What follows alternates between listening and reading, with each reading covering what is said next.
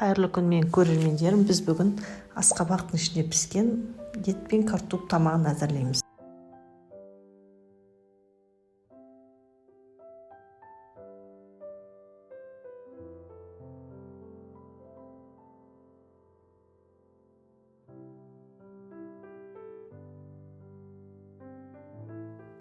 Енді біз құйрықты жұқа етіп турап аламыз.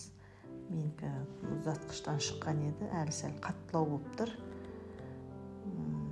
Осылай турап, жұқалап тураймыз. Және де етті майда етіп ұсақтап тураймыз.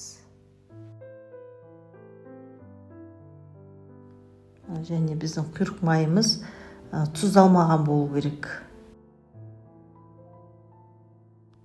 Етімізді де ұсақтап тураймыз. Осын жаңағы көкөністердің бәрін турап аламыз. Сосын бәрін бірге араластырып, 1 сағатқа мариновка жасап қоямыз.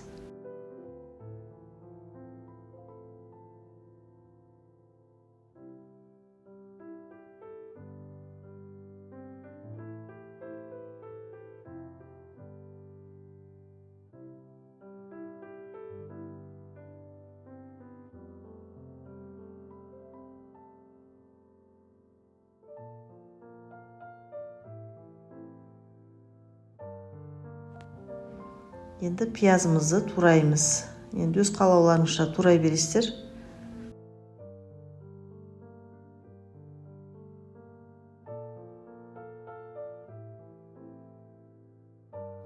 Біз етіміздің үстіне жаңағы тураған пиязымызды осылай ашып саламыз.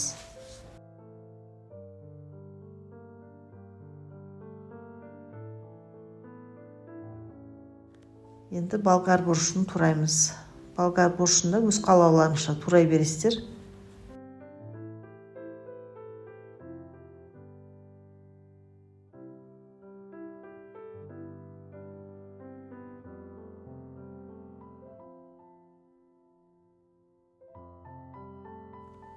Сәбізімді осындай домалақ етіп турап аламыз.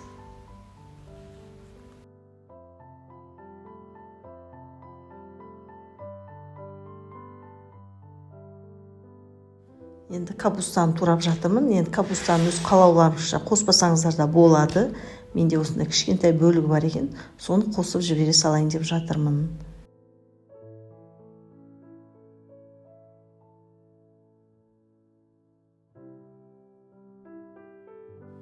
Капустамды осылай майдалау етіп турадым. Енді картошкамызды тураймыз. Картошканы да ірі турамау керек, өйткені етімізді біз майдалау турадық. Соның пісуімен бірдей болсын деп мен сәл ірілеу қылып турадым картопымды. Сол еттеріңізге қарап турай бересіздер ғой картошкаларыңызды.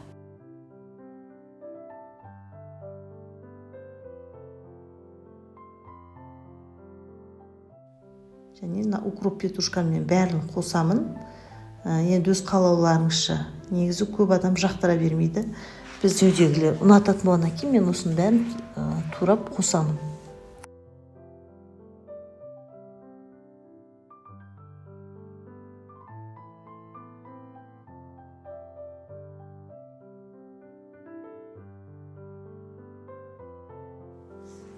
Көкөністерімізді, етіміз бәрін турап болдық. Енді дәмдеуіштеріміз қосамыз. Паприка міндетті түрде қосамыз. Паприкамызды, қара бұрышымызды, тұзымызды қосамыз. Және осыларды жақсылап араластырамыз. Асқабақтың бетін алып, ортасын қазып алып тастаймыз. Әбден араластырып, 1 сағат мариновкаға қойып қоямыз.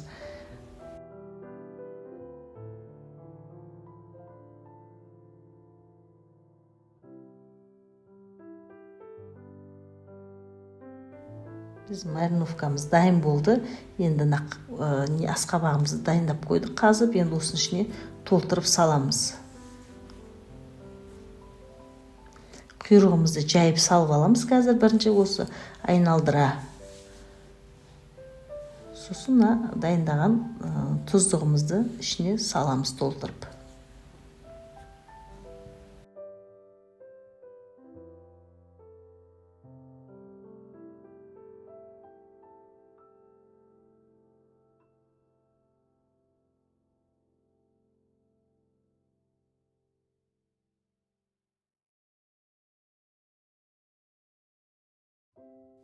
Асқабағымыз толтырып салдық. Енді мына бетін жауып қоямыз да, мына алюминий фольга қағазымен ораймыз.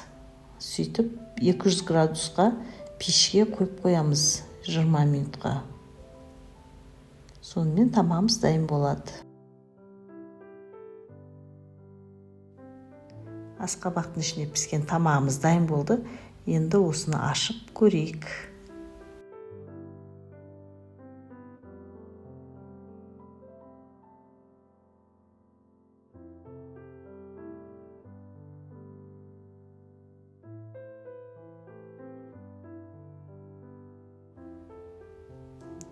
Біздің тамағымыз дайын болды. Енді ашып көрсетейік. Тамақтың иісін өзі не деген иіс мынау. Бұны жеген де арманда, жемеген де арманда. Еттері бұрап піскен.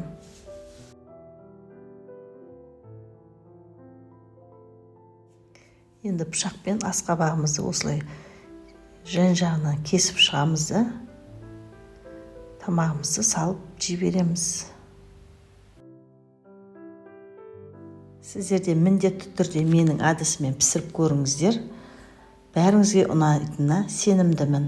Ал енді менің істеген тамағым ұнаса, лайк басып тіркеліп кетіңіздер. Бәріңізге ас болсын.